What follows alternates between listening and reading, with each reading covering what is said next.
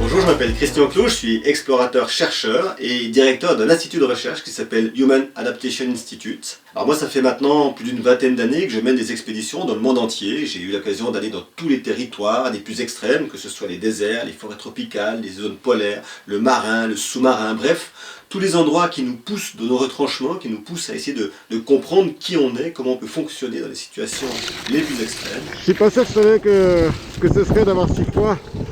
Il fait froid tout le temps, il fait froid la journée, il fait froid la nuit.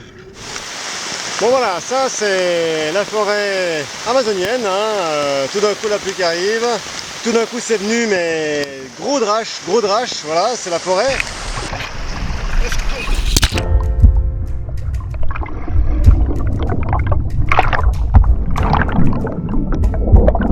J'ai aussi travaillé sur des situations plus difficiles, des situations de crise, de tsunami, de tremblement de terre. J'ai subi un certain nombre de confinements dans des tempêtes, dans des moments où j'ai été retenu par des gens. J'ai acquis une certaine expérience de ce que veut dire tenir le choc, trouver des solutions adaptatives dans les conditions extrêmes, et y compris dans les moments de confinement.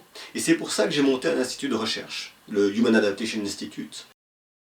Parce que, à force d'observer sur le terrain des comportements humains dans ces situations très compliquées, j'ai voulu essayer de comprendre concrètement ce qui se passait. Quand on parle de crise et qu'on dit qu'on a des solutions à ces crises, souvent, ça vient de gens qui racontent ce qu'ils ont vécu après. Le problème qu'on a, c'est que quand on parle de la mémoire, quand on se rappelle d'un événement, on a souvent déjà un peu modifié cet événement parce que le cerveau il a besoin de se protéger. Si l'événement est trop traumatisant, on a tendance à mettre un peu de côté les choses les plus difficiles pour ne se rappeler que des choses qui nous ont permis de fonctionner. Du coup, on ne comprend pas toujours très bien ce qui se passe pour un humain quand il est confronté à un système de crise. Et Human Adaptation Institute a été créé justement pour mener des études pendant les situations, pour ensuite comprendre comment est-ce qu'on peut se servir de ces informations pour nous améliorer dans le fonctionnement de la crise et surtout peut-être éviter que ça arrive. Alors pendant cette situation de confinement qui est unique dans l'histoire de l'Europe depuis en tout cas plusieurs décennies, je vous propose de vous donner régulièrement quelques idées, quelques notions de ce que j'ai appris et de ce que nous avons appris avec nos études sur tout simplement comment essayer de mieux vivre cette période, quelques techniques sur la manière de gérer une crise et surtout de s'en sortir. Alors, je vous propose de vous retrouver ici régulièrement pour parler du confinement, mais non pas sur les problèmes du confinement, mais sur comment on peut se sortir par le haut de cette situation.